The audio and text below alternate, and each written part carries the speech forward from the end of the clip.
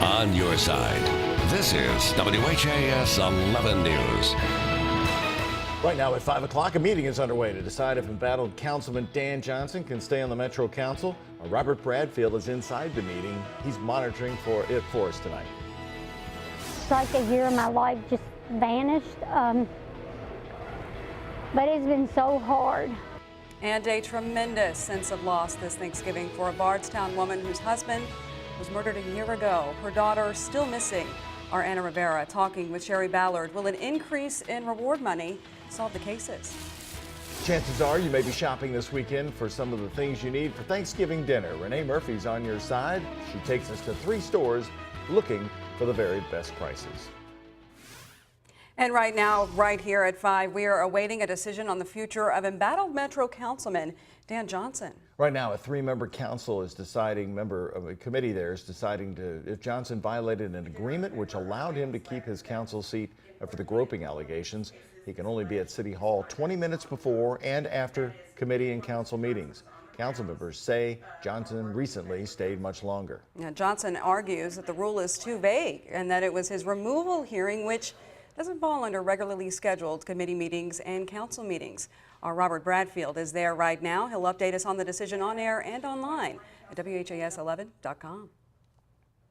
And now to a story that broke so many hearts nearly 1 year ago. Another tragedy for the family of missing Bardstown woman Crystal Rogers. Just days before Thanksgiving, Rogers' father, Tommy Ballard, was shot and killed as he prepared to go hunting with his grandson on their family property. Like his daughters, this case still remains unsolved. WH11's Anna Rivera spoke to his wife, still coping with that loss. You're the one that's designed everything. A bittersweet day. Nice to meet you. And you're doing a great job. Give me a hug. Greetings, tears, and hugs. I didn't know how he felt about hugs. And 500 new shirts. I don't know if he'd wear the pink.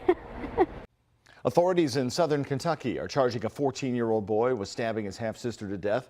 We've learned it happened early yesterday morning at a home in Breckinridge County, not far from the Grayson County line. Investigators say the 17-year-old girl was dead in her bed from several stab wounds to the neck. Her 14-year-old half-brother admitted to the crime.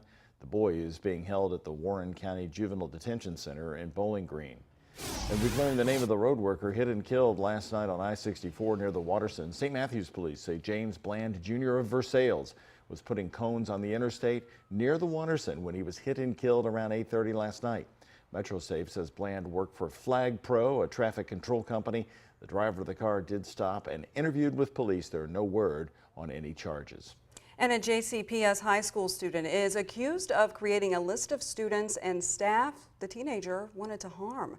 According to a letter sent home to parents, Wagner High School immediately notified the JCPS Security and Investigations Unit and the St. Matthews Police Department. The police department determined that the threat was not credible. Wagner's principal says the student involved is being punished by JCPS and law enforcement agencies. All it takes is filling up at the gas station and you can become a fraud victim now. 8 people have been arrested for skimming credit card information from unsuspecting customers filling up their cars all around Kentuckiana. 8 people were arrested for the skimming credit card information from unsuspecting customers, and they may have been based in and around Louisville. But their skimming affected people across 3 states, costing an estimated $3.5 million. Police say many more arrests are expected to come, and police warn everyone to check their bank accounts often and report any suspicious activity. And so much talk about a special session in Kentucky to tackle pension reform. Who's saying right now might not be the best time? Our political editor Chris Williams talking with lawmakers tonight. President Donald Trump has plenty to say about new allegations against Senator Al Franken while staying mum about Roy Moore. Many tonight are asking why. And it's a disease that took its toll on the greatest. Tonight, who's saying he's now battling that crippling disease.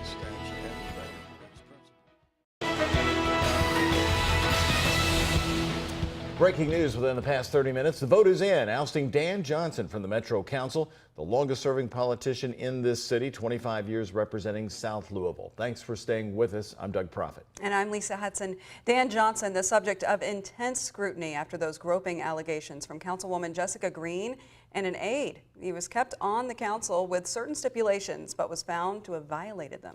Our Robert Bradfield's joining us from Metro Hall. He has the very latest live tonight. And Governor Matt Bevin says a special session is coming, despite some lawmakers questioning whether time is running out. Well, those lawmakers have been telling our political editor, Chris Williams, that they doubt there are enough days left this year, although today some leaders suggested progress has been made in recent days. And Chris, what's new today? Special session's coming. Stay tuned. It really is. Not at all. The pension bill will be passed. We will have pension reform, and it'll happen soon. Thank you, guys. The quick exchange was recorded by Associated Press reporter Adam Beam following a news conference with the governor this afternoon. Earlier in the day, several members of the House and Senate took part in a joint committee hearing at Jim Beam. And afterwards, I caught up with Senate Floor Majority Leader Damon Thayer and Kentucky House Speaker Pro Tem David Osborne, who cited recent progress as leading them to believe that the governor will still call a special session. We've had really good meetings the past. And Rand Paul and his wife are thanking their well-wishers who shared concern, prayers, and get well cards after his attack November 3rd. They released this video. It's been a rough couple of weeks, but I'm starting to get better. I've been in D.C. for a week. We're trying to make the tax cut a tax cut for everyone. We're working really hard on that, and we're looking forward to time with family and Thanksgiving.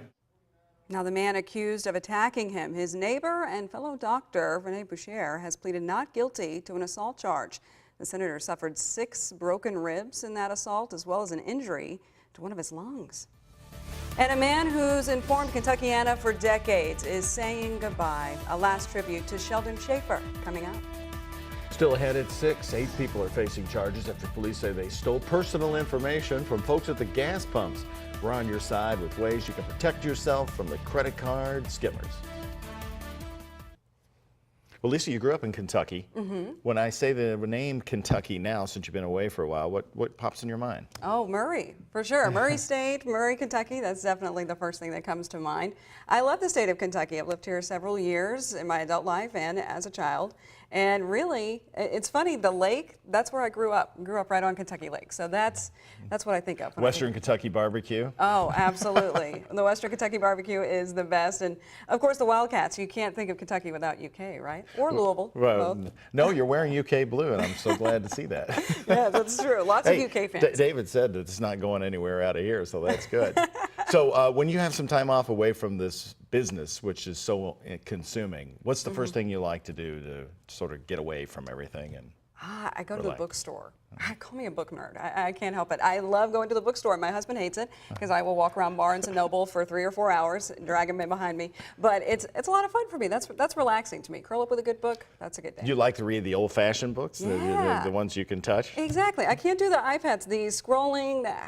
You do too much of that at work, right? You want to be able to hold it. It's something about a book, right? Well, we've seen the country really in the throes of a revolution now, based on what's been happening with the claims of sexual harassment against some high-profile folks. That's happened here in Louisville.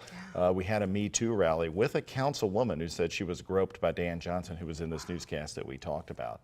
Are you seeing that unfold in Texas much? And what are your thoughts about it? Yeah, it is interesting to see so many people coming out now, and I think the first question is, well, why is everyone coming out now? I think it's one of those things, a topic where someone breaks a barrier and then the floodgates just open.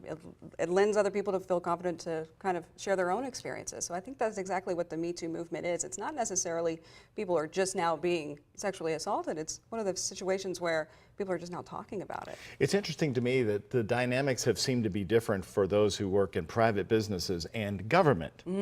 Yes. Where were the rules in government? Right. We had one person on our set tell us, well, these are not really full-time employees. They're elected by the people. You know, they're not held accountable, but except for the voters.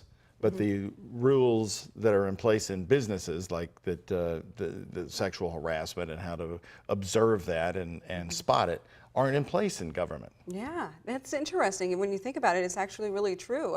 Once you are elected into office, it's kind of, well, you passed the test, right? You're voted in. That's, the end of the story. But I think whenever, you start to look back, maybe there does need to be more, stipulations put in place, something that can protect people, or at least give them the confidence that there is a safeguard there, right? So It after happens, you're tearing up the place. I know I'm breaking everything before I leave. So if you're able to get away, switching topics now, on a vacation, do you like the beach or the mountains or the city? Oh, that's a tough one. The beach is always the first one, right? Because you don't go to the beach very often. You got to take every opportunity you can to see the water. But if I'm not at the beach, the mountains is really nice. In the fall, the mountains in the fall, I think, is the best time to go. That's when you get the experience. It's pretty fun. Very good. David gave us the hook. Oh, okay. I didn't know my IFB fell. You probably can't hear. I don't know what happened. It does that all the time. Why these little plastic things are even still with us? We've dropped them in the middle of newscasts. They just go crash and bang. Oh, that's always the